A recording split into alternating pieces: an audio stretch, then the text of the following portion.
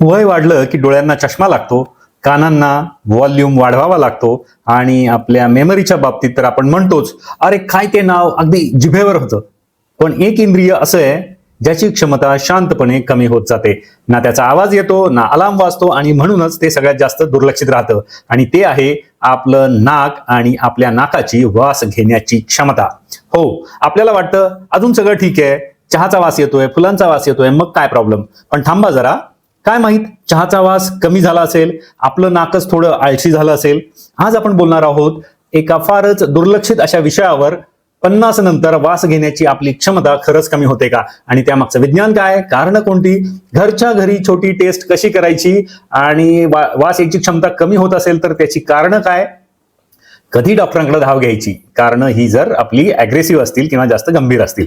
मित्रांनो, नाक फक्त सुगंधासाठी नसतं, ते आठवणी, भूक, चव, हो चवीचाही संबंध आहे, तो मी तुम्हाला सांगणार आहे. सुरक्षितता आणि मेंदूच्या आरोग्याशी जोडलेलं असतं. हा व्हिडिओ पूर्ण पहा. आपण घरच्या घरी विनाशुल्क फ्री मध्ये करायची एक स्मेल टेस्ट आहे.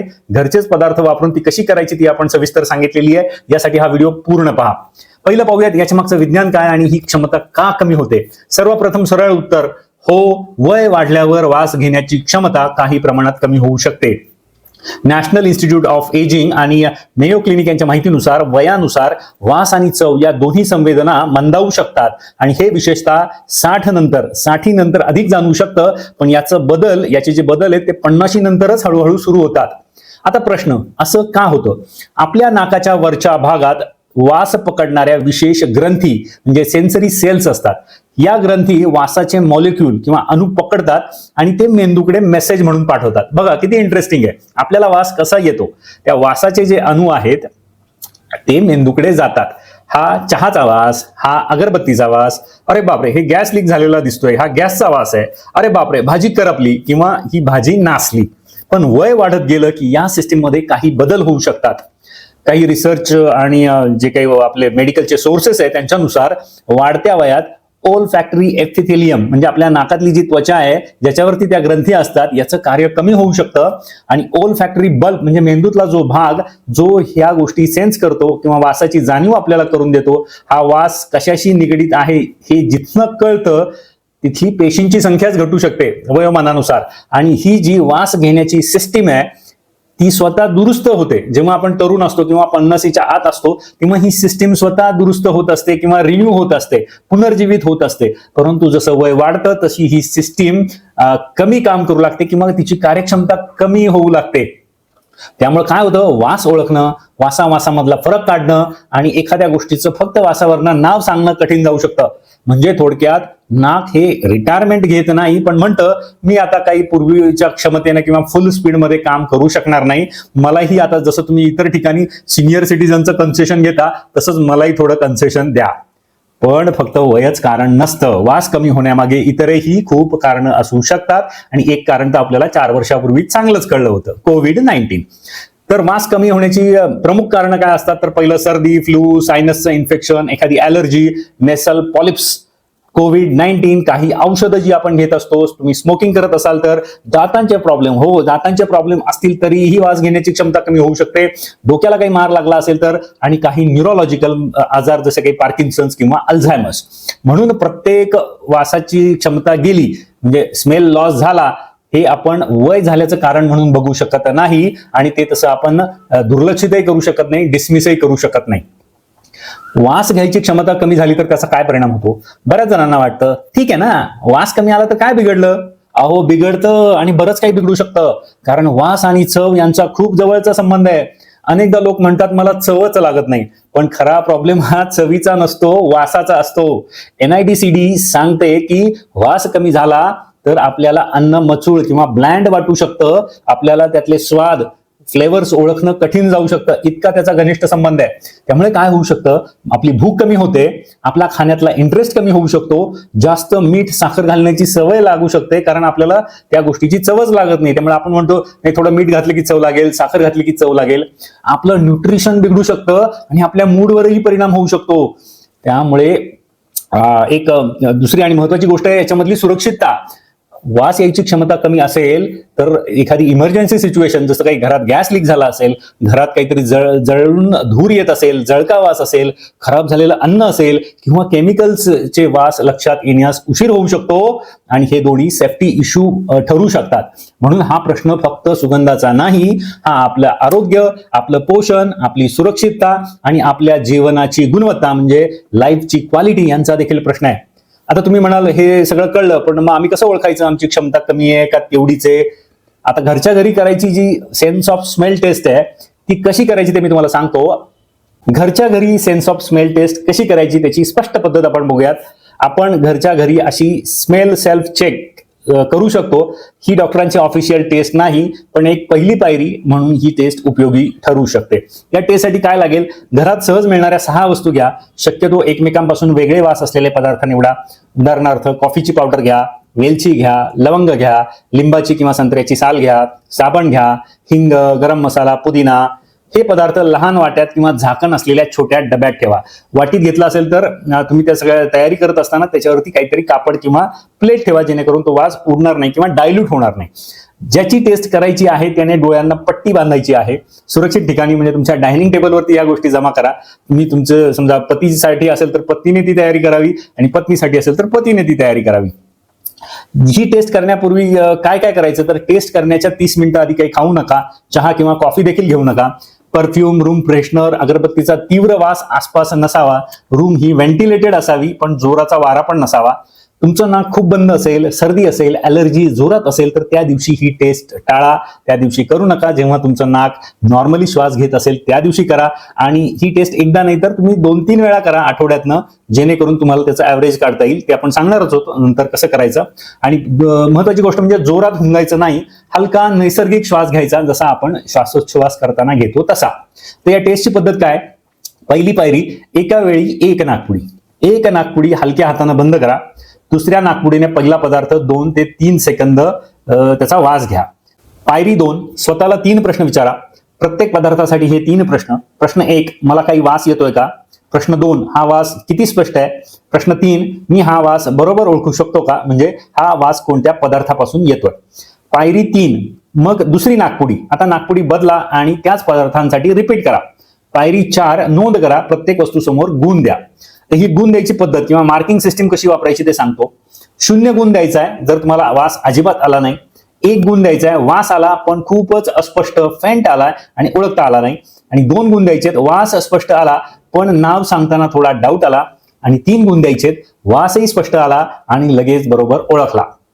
आता एका नाकपुडीचे गुण, तुम्ही जर 6 वस्तू वापरत असाल तर एका नाकपुडीचे मॅक्झिमम गुण हे 18 होऊ शकतात. 6 गुणिले 3 हे मॅक्झिमम गुण आहेत. आणि मग दुसऱ्या नाकपुडीचेही मॅक्झिमम 18 गुण, दोन्ही मिळून टोटल 36. आता या गुणांचा अर्थ कसा लावायचा? एका नाकपुडीसाठी 15 ते 18 गुण. खूप चांगलं, वास ज्ञान बऱ्यापैकी ठीक आहे, हे यातनं स्पष्ट होईल जर तुम्हाला 15 ते 18 गुण असतील. 11 ते 14 गुण असतील तर थोडी घट असू शकते. नियमित लक्ष ठेवण्यासारखी स्थिती किंवा तुम्ही ही टेस्ट थोडी फ्रिक्वेंटली किंवा रेग्युलरली करा. 7 ते 10 गुण म्हणजे लक्षणीय तुमची वास घ्यायची क्षमता घटलेली आहे. ही टेस्ट 2 ते 3 वेळा रिपीट करा. आणि 0 ते 6 गुण असतील तर स्पष्ट अडचण असण्याची शक्यता आहे आणि अशा वेळी डॉक्टरांचा सल्ला घेणं योग्य. आणि दोन्ही नाकपुड्यात फरक असेल तर जर एक बाजू 15 म्हणजे एका बाजूचे गुण 15 आले आणि दुसरीचे 8 आले तर हे देखील विशेष लक्ष देण्यासारखं आहे. कारण एक नाकपुडी दुसऱ्यापेक्षा खूप कमजोर वाटत असेल तर नाकात अडथळा असू शकतो, सूज असू शकते, पॉलिपचा त्रास असू शकतो, डेव्हिएटेड सेप्टम असू शकतो किंवा इतरही काही कारण असू शकतं. तर ही टेस्ट किती वेळा करावी? एकदाच रिझल्ट काढायचा नाही. 3 वेगवेगळ्या दिवशी टेस्ट करा. त्याच्यामध्ये साधारण गॅप द्या एका दिवसाची. उदाहरणार्थ पहिल्यांदा सोमवारी करा, मग गुरुवारी करा, मग रविवारी करा आणि दिवसाच्या वेगवेगळ्या वेळी करा. आणि मग त्याचा ॲव्हरेज काढा. कारण एखाद्या दिवशी तुम्हाला ॲलर्जी असू शकते, एखाद्या दिवशी तुमची झोप कमी झालेली असू शकते, सर्दीची सुरुवात होत असू शकते, त्यामुळे निकाल बदलू शकतो. तर नोंद वहीत कशी ठेवायची? तर एक साधा टेबल बनवा. वस्तूचं नाव, उजवी नाकपुडी गुण, डावी नाकपुडी गुण, ओळखलं का नाही, काही टिप्पणी.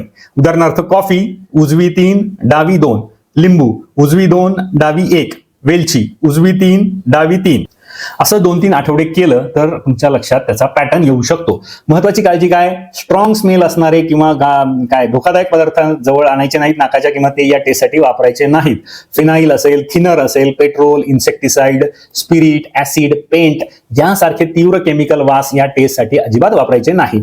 नाकात पदार्थ घालू नका. वास येत नाही म्हणून तुम्ही म्हणाल नाही अजून जवळ, त्याच्यापासून साधारण 1 ते 1.5 इंचाची गॅप ठेवूनच तुम्ही त्याचा वास घ्यायचा आहे पदार्थाचा. फार जोरात देखील श्वास घ्यायचा नाही, कारण छोटे वेलची किंवा लवंग सारखा पदार्थ तो नाकात जाऊ शकतो आणि पुढे त्रास होऊ शकतो. त्यामुळे पूर्णपणे सुरक्षिततेची काळजी घेऊन ही टेस्ट करा. ही सेल्फ चेक आहे, डायग्नोसिस नाही, हे पण लक्षात ठेवा.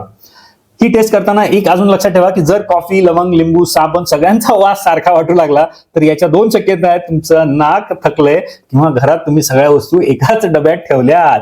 गमतीचा भाग सोडा. आता बघूयात डॉक्टरांकडे कधी जायचं. खालील परिस्थितीत डॉक्टरांकडे नक्की जा. 1. वास अचानक कमी झाला, विशेषतः अचानक वास येईनासच झाला तर. 2. काही आठवडे सुधारणा नाही, म्हणजे सर्दी गेल्यावरही वास घ्यायची क्षमता परत आली नाही तर. 3. नाक सतत बंद राहिलं, म्हणजे ॲलर्जीमुळे सायनस, पॉलिप्स यांची शक्यता असू शकते. 1 नाकपुडी खूपच कमजोर, घरच्या टेस्टमध्ये सतत फरक दिसला तर. 5. वास विचित्र येतात, वास येतो पण विचित्र वास येतो, उदाहरणार्थ कायम जळका वास येतो किंवा चांगला वास वाईट वाटतो. 6वी गोष्ट आहे, डोक्याला मार लागल्यानंतर वास घ्यायची क्षमता कमी झाली आहे का, हे पण खूप महत्वाचं आहे. वास घ्यायची क्षमता कमी झाली आहे आणि त्याच्याबरोबर आपली मेमरी पण कमी झाली आहे, तोल पण जातोय, हालचाल करताना अवघड होतंय, हालचालीमध्ये बदल होत आहेत, तर हा एक मोठा रेड फ्लॅग किंवा वॉर्निंगचं साईन असू शकतं. आणि खाणं कमी झालं, वजन घटलं, मूड बदलला, हे पण होऊ शकतं, कारण वासाचा परिणाम आपल्या जीवन जगण्याच्या गुणवत्तेवर होत असतो, क्वालिटी ऑफ लाईफवर होत असतो. आणि अशा वेळी तुम्ही त्या ENT स्पेशलिस्ट किंवा फिजिशियन, तुमचं जे नेहमीचे फॅमिली डॉक्टर आहेत, त्यांच्या कानावर ही गोष्ट घाला आणि या बाबतीत त्यांचा सल्ला तातडीने घ्यावा. मंडळी, या व्हिडिओसाठी आपण जी काही माहिती गोळा केली आहे त्याच्यामध्ये national institute on ageing, NIDCD, Mayo clinic आणि NHS यासारख्या विश्वसनीय आरोग्य स्रोतावर आधारित आपण ही माहिती संकलित केली आहे.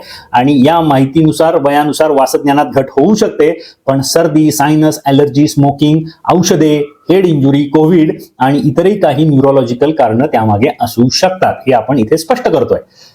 मंडळी, वय वाढणं म्हणजे फक्त चेहऱ्यावरच्या सुरकुत्या नाहीत, तर शरीरात शांतपणे होत असलेले अनेक सूक्ष्म बदल आहेत.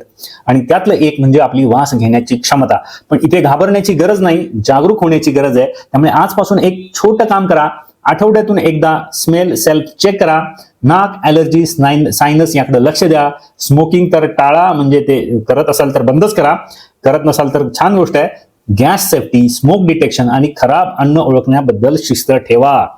जर तुम्ही फक्त ज्येष्ठ नागरिक जोडपच एखाद्या घरात राहत असेल आणि तुम्हाला जर या त्रासाची सुरुवात होत असेल तर अनेक सुरक्षिततेचे प्रश्न, गंभीर प्रश्न यातनं उद्भवू शकतात. त्यामुळे मग तुम्हाला जेव्हा वाटत असेल की माझी वास घ्यायची क्षमता कमी झाली आहे, अशा वेळी तुम्ही शेजारी किंवा तुमचा कोणी नातेवाईक असेल त्याला आठवड्यातनं एकदा घरी बोलवत जा, किंवा मग त्या संदर्भातले सेफ्टी फीचर्स तुम्ही घरात लावून घ्या, जसं smoke detection, fire detection, gas leak detection system. आणि बदल जाणवला तर जाऊ दे म्हणू नका, कारण वास ही चैनीची गोष्ट नाही, ती सुरक्षिततेची, चवीची, आठवणींची आणि जगण्याची गोष्ट आहे.